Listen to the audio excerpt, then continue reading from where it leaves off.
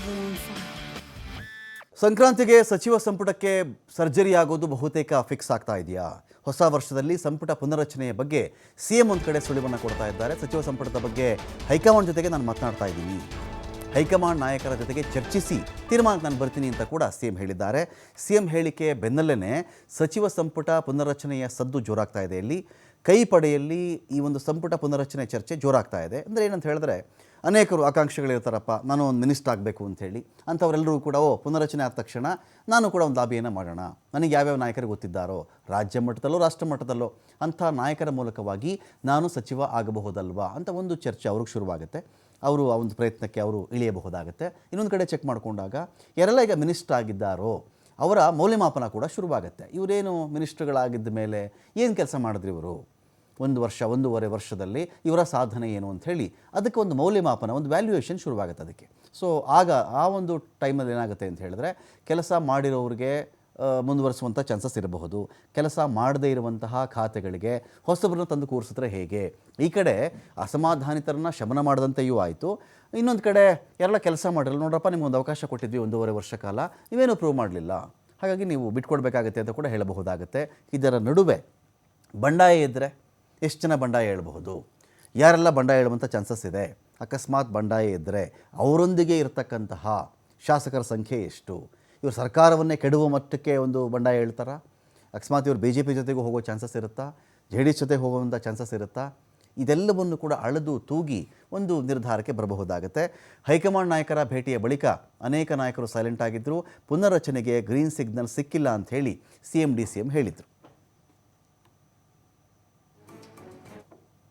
ಹೊಸ ಸಂಪುಟ ಏನಾದರೂ ಆಗುತ್ತಾ, ಸಚಿವರ ಸಂಪುಟ ಪುನರ್ರಚನೆ?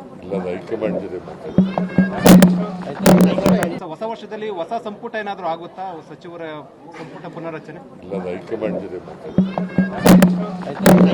ಹೊಸ ವರ್ಷದಲ್ಲಿ ಇದೀಗ ಶಿವಕುಮಾರ್ ಜೋಹಳಿ, ಸಿದ್ದರಾಮಯ್ಯ ಅವರ ಮಾತು ಅದು ಹೈಕಮಾಂಡ್ ನಿರ್ಧಾರ ಮಾಡುತ್ತೆ ಎನ್ನುವುದು ಸಂಪುಟ ಪುನರ್ರಚನೆಗೆ ಎಸ್ ಅಂತನ ನೋ ಅಂತನ ಅಂತ?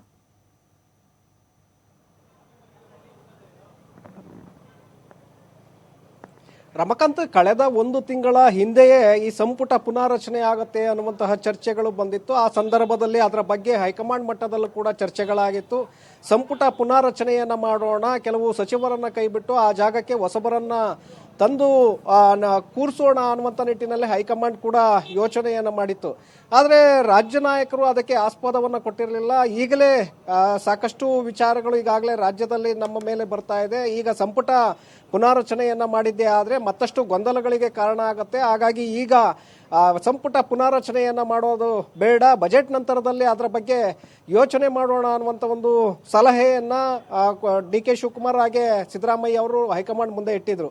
ಸೊ ಆ ಕಾರಣಕ್ಕೆ ಅಲ್ಲಿಗೆ ಸಂಪುಟ ಪುನಾರಚನೆಯ ಚರ್ಚೆಗೆ ಬ್ರೇಕ್ ಬಿದ್ದಿತ್ತು. ಈಗ ಮತ್ತೆ ಅದಕ್ಕೆ ಜೀವ ಸಿಕ್ಕಿದೆ. ಸಂಕ್ರಾಂತಿಯ ನಂತರ ಸಂಪುಟ ಪುನಾರಚನೆಯ ಬಗ್ಗೆ ಈಗಾಗಲೇ ಚರ್ಚೆಗಳು ಶುರುವಾಗಿದೆ. ನಿನ್ನೆ ಮುಖ್ಯಮಂತ್ರಿಗಳು ಕೂಡ ಇದರ ಬಗ್ಗೆ ಹೇಳಿದ್ದಾರೆ.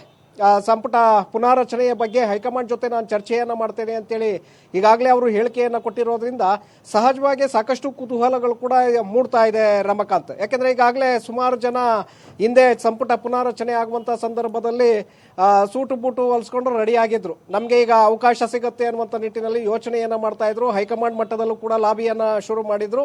ಮುಖ್ಯಮಂತ್ರಿಗಳು DK ಶಿವಕುಮಾರ್ ಅವರ ಬೆನ್ನಿಗೂ ಕೂಡ ಬಿದ್ದಿದ್ರು. ಆದರೆ ಆಗ ಬ್ರೇಕ್ ಬಿದ್ದಿದ್ರಿಂದ ಸಹಜವಾಗಿ ಈಗ ಶಾಸಕರು ಯಾರೆಲ್ಲ ಸಂಪುಟಕ್ಕೆ ಸೇರಬೇಕು ಅನ್ನುವಂಥ ನಿಟ್ಟಿನಲ್ಲಿ ಯೋಚನೆಯನ್ನು ಮಾಡ್ತಾ ಇದ್ದಾರೆ. ಅವರು ಈಗ ಮತ್ತೊಮ್ಮೆ ಸಿದ್ಧತೆಯನ್ನು ಮಾಡ್ಕೊಳ್ತಾ ಇದ್ದಾರೆ. ಹೈಕಮಾಂಡ್ ದೆಹಲಿಗೆ ಭೇಟಿಯನ್ನು ಕೊಟ್ಟು ಹೈಕಮಾಂಡ್ ನಾಯಕರನ್ನ ಭೇಟಿ ಮಾಡೋದಕ್ಕೆ ಹೊರಟಿದ್ದಾರೆ.